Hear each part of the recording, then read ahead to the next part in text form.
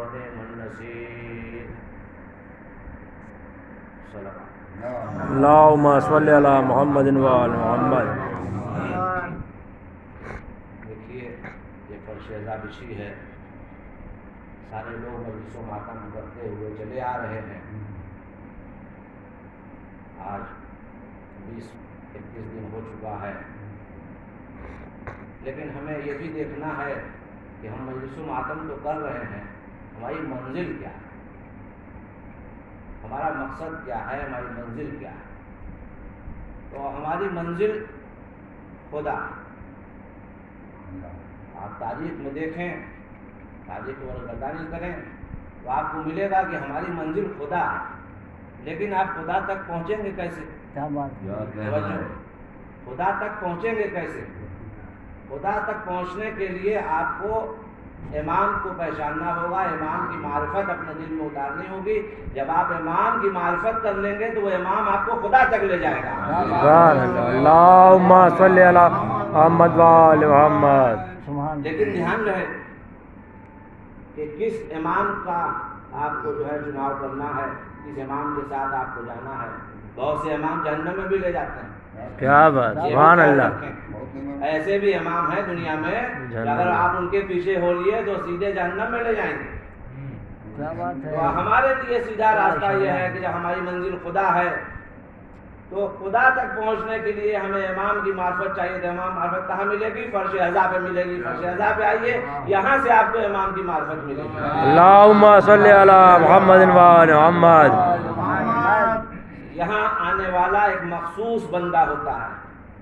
وسیم بھائی ہمارے اعلان کرتے ہیں کہ تمام مومنین سے گزارش ہے فرش عزا پہ آئیے، لیکن ان کے بلانے پر کوئی نہیں آتا، بلکہ جن کو امام بلاتے ہیں، سبحان اللہ، سبحان اللہ، سبحان اللہ. وہ یہاں تک پہنچتا ہے. ان کے اعلان پر بہت سے لوگ گھر سے نکلتے ہیں. کوئی ادھر سے نکلتا ہے، کوئی ادھر سے نکلتا ہے. کیا صاحب اس راستے سے آ رہے ہیں، اس راستے سے آ رہے ہیں، پہنچیں گے تو یہیں. لیکن نہیں، راستہ سیدھا ہونا چاہیے. اس لیے کہ کبھی بھی موسیٰ کا اور فرعون کا راستہ ایک نہیں تھا. کبھی بھی جناب ابراہیم کا اور نمرود کا راستہ ایک نہیں تھا. سبحان اللہ. سب کے راستے الگ تھے. تو الگ الگ راستے سے مت آئیے. جو سیدھا راستہ ہے، یعنی گھر سے نکلے تو جانشین بھائی کی دکان میں نہیں رکنا ہے، سیدھے فرش عزا پانا ہے. تب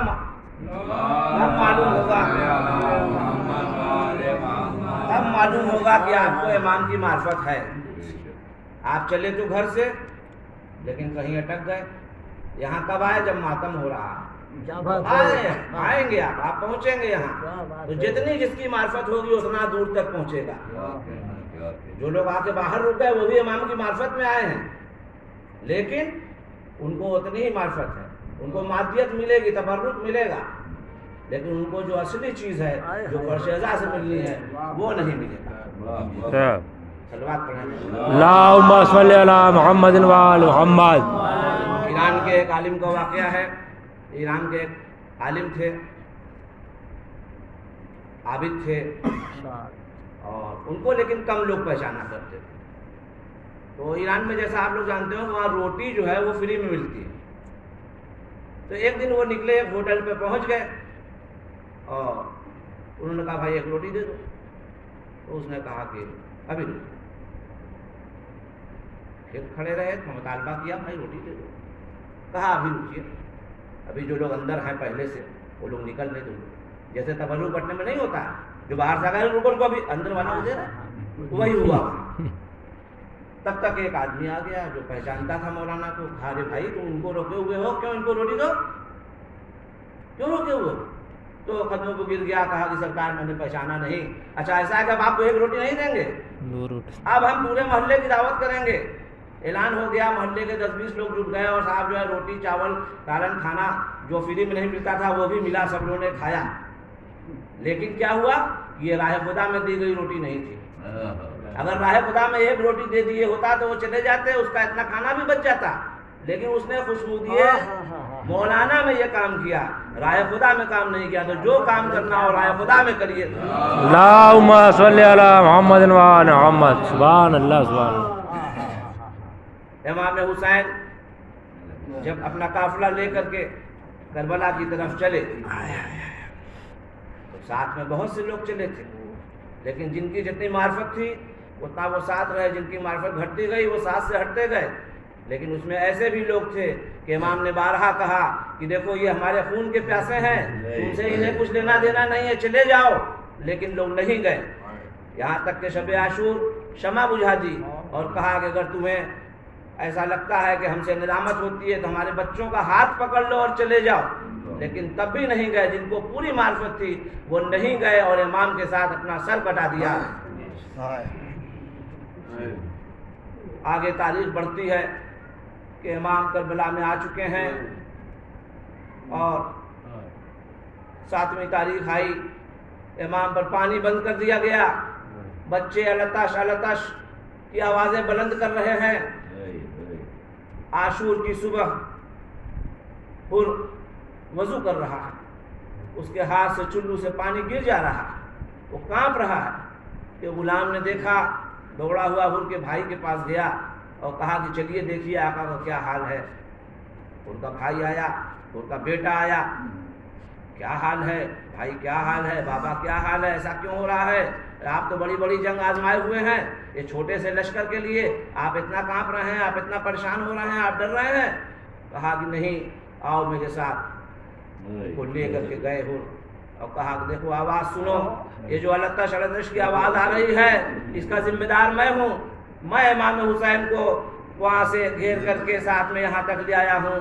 آج یہ بچے جو رو رہے ہیں یہ امام حسین تھے جنہوں نے ہمیں پورے لشکر کو پانی پلایا تھا، آج ان کے لشکر میں ایک بوند پانی نہیں ہے، بچے التش کی آوازیں بلند کر رہے ہیں اور مجھ سے یہ دیکھا نہیں جا رہا ہے اور میں گنہگار ہوں اور میں چاہتا ہوں کہ میں حسین کی طرف جاؤں، اب تم لوگ جو رائے ہو جو چاہو وہ کرو۔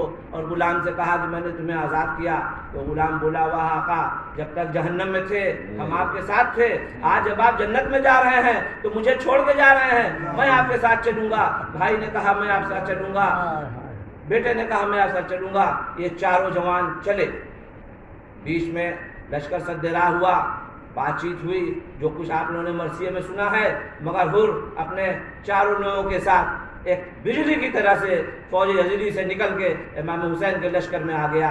اور اس کے بعد لشکر کے پاس جب پہنچتا ہے تو کہتا ہے کہ ارے میرے ہاتھوں کو باندھ دو، میری آنکھ پر پٹی باندھ دو۔ چلے، ایک بار بیٹے نے تکبیر کہی، حر نے کہا کہ اس تکبیر کی وجہ کیا ہے؟ کہا کہ بابا جناب عباس آ رہے ہیں ہماری پیشوائی کے لیے۔ کچھ آگے بڑھے، دوسری تکبیر کہی، کہا کہ بیٹا اب تکبیر کا کیا معاملہ ہے، اب کیوں تکبیر کہہ رہے ہو؟ تو فرمایا کہ بابا ارے شبیہ پیغمبر علی اکبر آ رہے ہیں۔ اور آگے بڑھے، ایک تیسری تکبیر بیٹے نے بلند کی، حر گھبرا گئے، کہا کہ ارے بیٹا آپ تیسری تکبیر کا کیا، کیوں تکبیر کر رہے ہو؟ کہا کہ ارے بابا آپ کو نہیں معلوم، خود بنفس نفیس امام حسین آپ کی پیشوائی کے لیے آ رہے ہیں۔ حر نے اپنے آپ کو قدموں پر گرا دیا، مولا میں گنہگار ہوں، میری گناہ بخش دیجئے۔ امام حسین علیہ السلام نے حر کو اٹھایا اور کہا کہ اے حر جا، تجھے میں نے معاف کیا، میرے خدا نے تجھے معاف کیا اور جنت میں مقام ہے۔ اب حر نے کہا کہ مولا اب مجھے جنگ کی اجازت دے دیجئے۔ یہ خبر پہنچی جناب زینب کے پاس خیمے میں کہ حر آیا ہے۔ انہوں نے کہا فضہ سے، اے فضہ جا حر کو میرا سلام کہہ دے اور کہہ دے کہ حر کچھ ایسا کر کہ یہ لڑائی نہ ہو، بھائی میں اور بہن میں جدائی نہ ہونے پائے۔ اب حر نے اپنا سر و سینہ پیٹ لیا، وائے ہو یہ وقت آ گیا ہے کہ شہزادی مجھے سلام کہلا رہی ہے۔ اللہ آپ کو خدا کوئی غم نہ دے، سوائے غم سید الشہداء کے۔ واقعات آگے بڑھے، واقعات آگے بڑھتے گئے، شہادتیں ہو گئیں، قافلہ چلا۔ ادھر من کرتا ہے کہ میں آج مصائب 2 بچوں کا پڑھوں، جو جناب مسلم کے 2 بچے تھے۔ وہ واقعات کربلا گزر گیا، قافلہ چلا گیا، لیکن انہیں نہیں معلوم کہ کیا ہوا۔ ان بچوں کو ابن زیاد نے مارا نہیں تھا بلکہ جیل میں ڈال دیا تھا۔ وہ بچے جیل میں پڑے ہوئے تھے، انہیں کچھ معلوم نہیں ہوتا تھا، کوئی خبر نہیں تھی، وہ ایک ایک سے کہتے تھے لیکن کوئی کچھ بولتا نہیں تھا۔ ایک داروغہ زندان جو نیا آیا تو اس سے جو بات چیت ہوئی، وہ کھانا پانی دینے آتا تھا، تو اس سے بات چیت ہوئی اور کہا کہ تو بلال حبشی کے شکل کا معلوم ہوتا ہے۔ تو کہا کہ بلال کو کیسے جانتے ہو؟ کہا بلال ہمارے گھر کے خادم ہیں، ہمارے نانا کے غلام ہیں، اور کیوں نہیں جانوں گا؟ تو کہا کہ تم کون ہو؟ کہا کہ ہم مدینے کے رہنے والے ہیں۔ مدینے کے کہاں کے رہنے والے ہو؟ فرمایا کہ اے داروغہ، ہم رسول زادے ہیں، ہم مسلم ابن عقیل کے فرزند ہیں، اور ہم یہاں جیل میں بند ہیں۔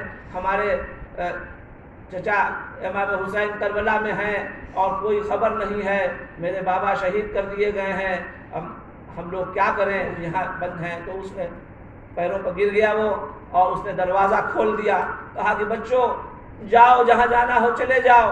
بچوں نے کہا کہ جس کا کوئی گھر نہ ہو وہ کہاں جائے، کہاں جائے، ہم کو راہ نہیں معلوم ہے، ہم کہاں جائیں۔ داروغہ زندگان ان کو لے کر کے کوفے کے باہر آیا، ایک قافلہ جا رہا تھا، اس قافلے کے ساتھ لگا دیا کہ یہ قافلہ جا رہا ہے، اس کے ساتھ تم مدینے چلے جاؤ۔